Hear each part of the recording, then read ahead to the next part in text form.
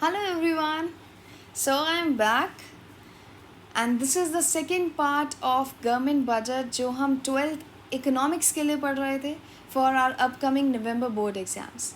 Don't forget to watch my previous video.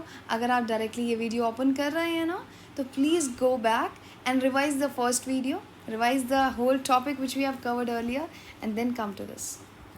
अच्छा हमने topic skip किया था up to this government components of government budget. Now we are going to start with budget receipts.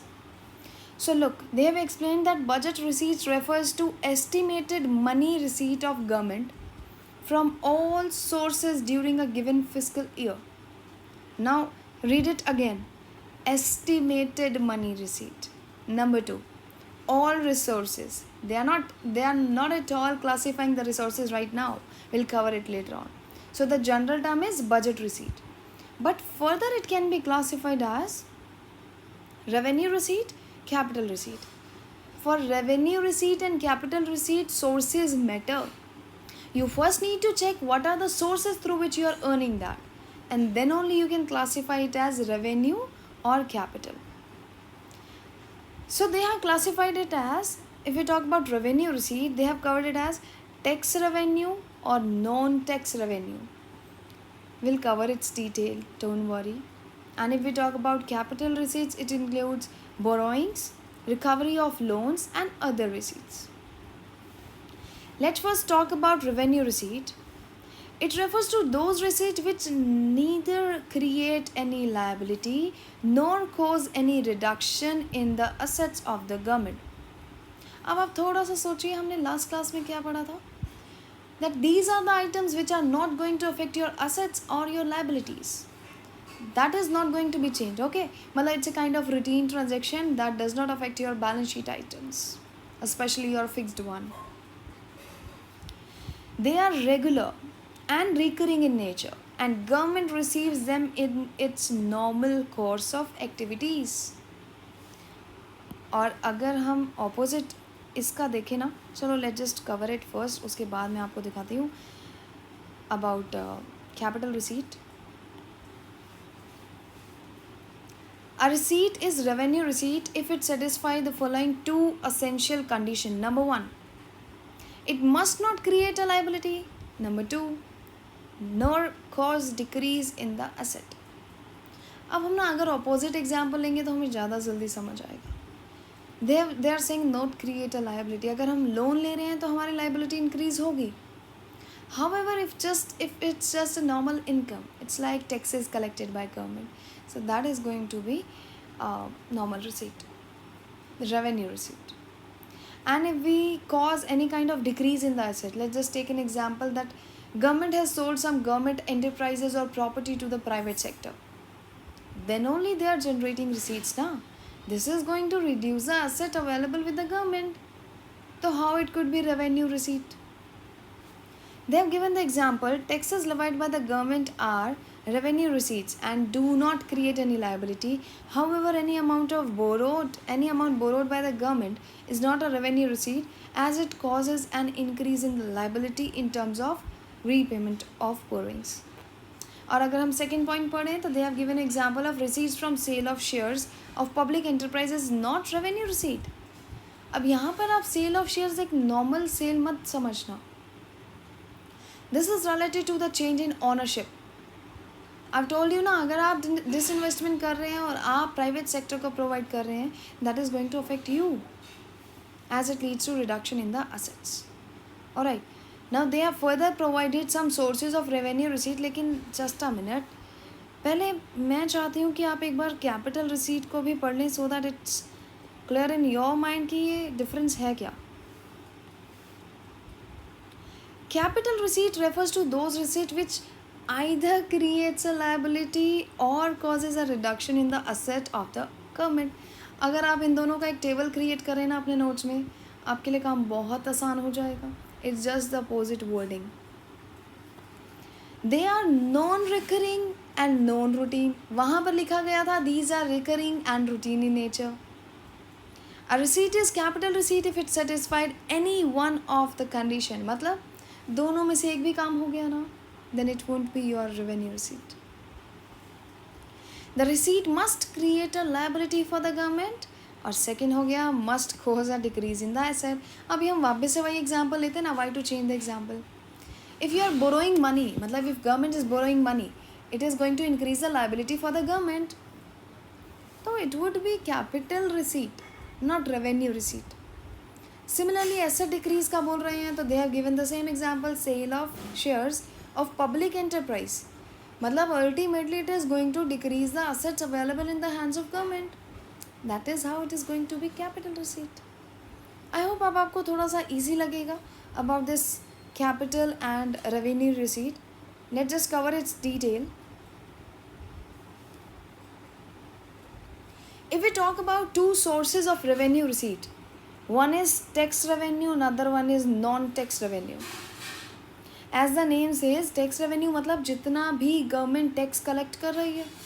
So it is the sum total of receipts from taxes and other duties imposed by the government.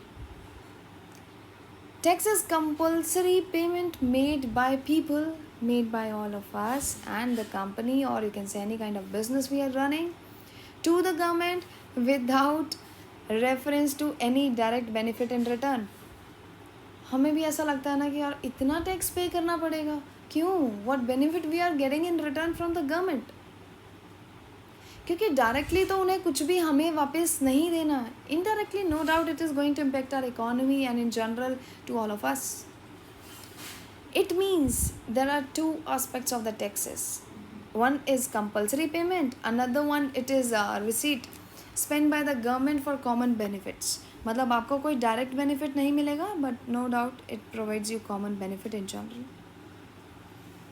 Tax revenue is the main source of regular receipt of the government. Government collects various kinds of taxes from public to meet its day-to-day expenditure, and there is a strict action against anyone who fails to pay taxes. अगर आपने अपने आसपास अपनी family में income tax return, GST return और इन सब से परेशान होते हुए अगर कभी बात करते हुए सुना होगा तो you can relate it, because they have strict rules. It's like if you have not paid your tax on time, वो आपको बार बार बोलेंगे नहीं. Whenever you are going to file your return, you have to pay your penalties and taxes. So it's that strict. Now they have further classified their tax revenue in two categories. One is direct, another one is indirect. अब इसका एक छोटा सा example लेते हैं from our daily routine. If your father is earning income, if your mother is earning income, he और she has to pay income tax on their income only ना. हम किसी और के लिए तो टैक्स नहीं पे कर रहे और हम इनकम भी अपनी अर्न कर रहे हैं. That means it is a kind of tax which is imposed and paid on the same person, and it is paid by the same person. लेकिन अगर हम इनडायरेक्ट टैक्सेस की बात करें, अब बीइंग अ कस्टमर, अब हमें इनवॉइस चेक करना पड़ता है कि what is the rate of GST applied on this particular product, because no doubt it is implied, it is levied by the government to the supplier. But supplier कहाँ से collect कर रहे हैं? Supplier is going to collect it from all of us. So let's just read it. Direct tax refers to the taxes that are imposed on property and income of the individuals and companies, and their burden cannot be shifted to other person or entity. They are imposed on individual and companies, and their monetary burden is borne by those on whom they are levied. Liability to pay the tax and actual burden of the tax lie on the same person, and its burden cannot be shifted to the others, just like suppliers can shift their burden to the customer. For example, in case of income tax, the liability to pay the tax or the actual burden is applied on the levied on the same person to whom it is levied. They directly affect the income level or purchasing power of the person. It's like कि अगर आप 1,00,000 रुपये earn कर रहे हैं, if you are paying some 1,000, 2,000 tax, please don't consider it in terms of taxation topic. एक general example दिया. तो it's like if you are paying 1 or 2,000 of taxes, तो वो तो आपका डायरेक्टली परचेजिंग पावर इतनी कम कर देगा ना. It helps to change the level of aggregate demand in the economy. Example are provided as income tax, corporate tax, interest tax, wealth tax, death duty, capital gain tax, etc. So these are direct taxes. They can be further classified as progressive and regressive. For the detailed study, you can refer Power Booster. So, if required, we'll cover it later on. Let's come to the indirect taxes. These are the taxes which can be shifted to other person or entity, and their monetary benefits or monetary burden is ultimately borne by the final user of goods and services. अब जो मैं आपको example दे रही थी, it's like GST. It is levied by the government on the seller, but actual burden is on the customer. मतलब it is being shifted from supplier to the customer. Example: GST, custom duty, excise duty, VAT, petroleum products and so on. मतलब there are numerous examples. मैं आपको suggest ज़रूर करूँगी कि please read the examples carefully. 1 mark MCQ can be easily created on the basis of direct or indirect taxes. They can provide you 2-3 options. अब आपको बोलेंगे which of the following is not a direct tax. अगर आपको direct और indirect के names पता होंगे, then only you will be able to answer it correctly. So indirect taxes can be avoided. Indirect taxes are compulsory payment, but they can be avoided by not entering into those transactions. आप transaction ही नहीं करेंगे तो आपको वो payment नहीं करनी पड़ेगी ना. Alright. For example, consumer may save taxes by purchasing khadi gram udyog items. If you are going to purchase khadi items, so taxes are not levied on the same, because it represents Indian government only.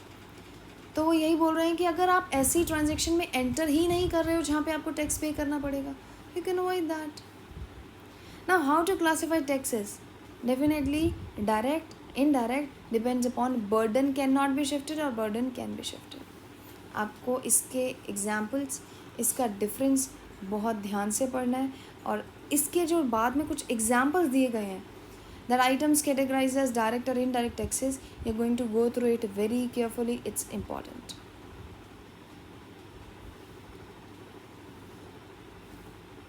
Now let's just check non-tax revenue. मतलब government is going to collect it from the general public, but these are non tax in nature. मतलब टैक्स नहीं होगा, किसी और form में collect करेंगे.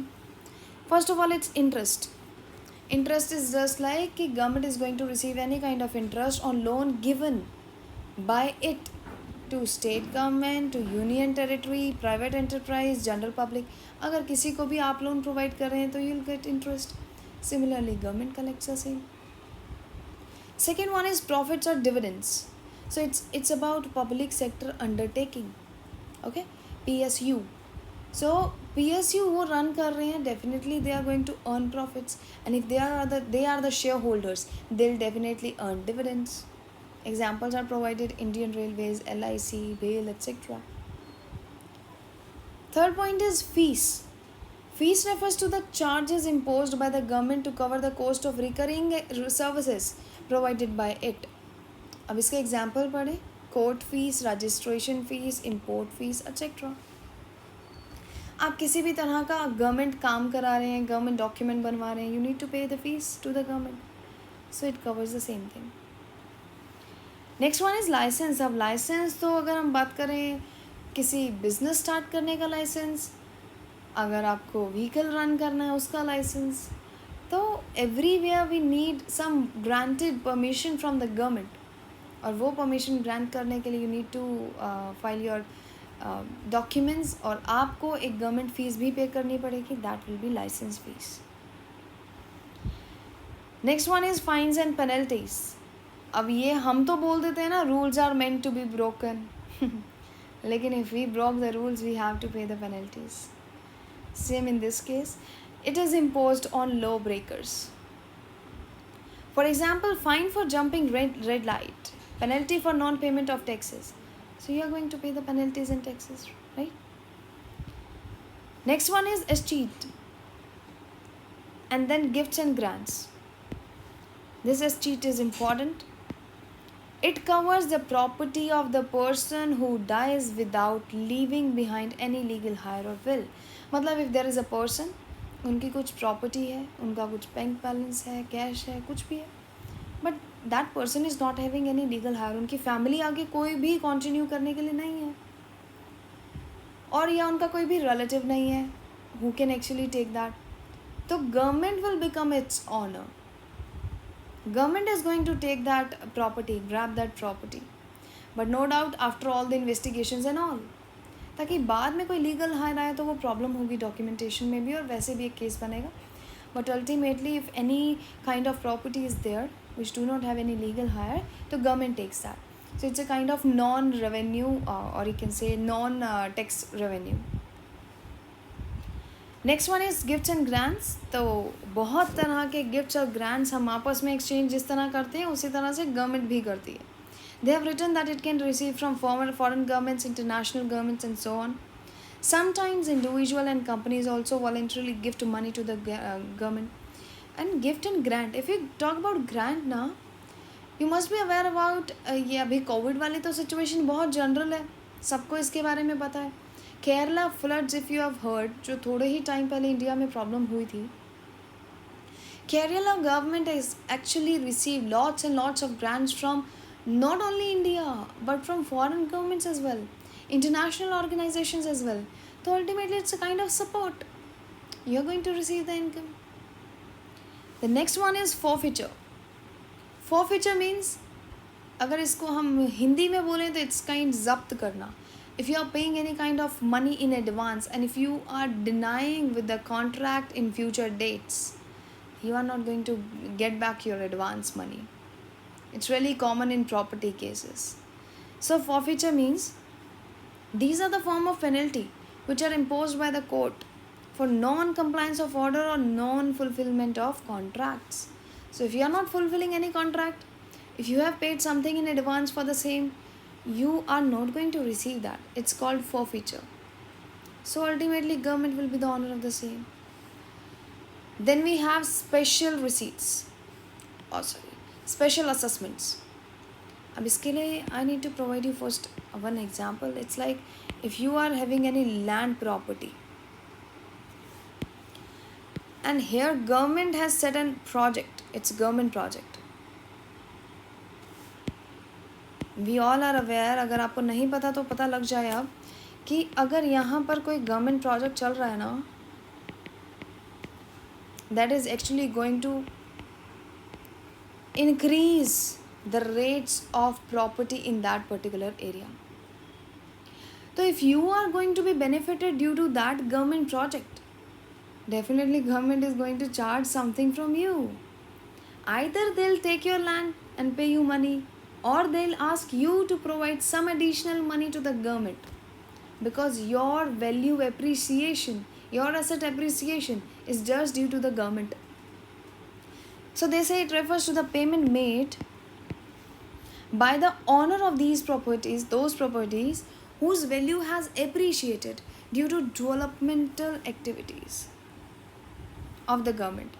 For example, if value of the property near metro station, metropolitan cities, it's really common, आप लोगों को ये पता भी होगा, you might be facing that in real life, has increased, so then a part of development expenditure is recovered from the owner of the property in the form of special assessment. And this is also different. Please cover it carefully. They have provided you the differences. I would suggest you to go through all the differences very carefully and do not avoid the basis of difference. Because now the things are different. They ask you question on the basis of the difference. Okay.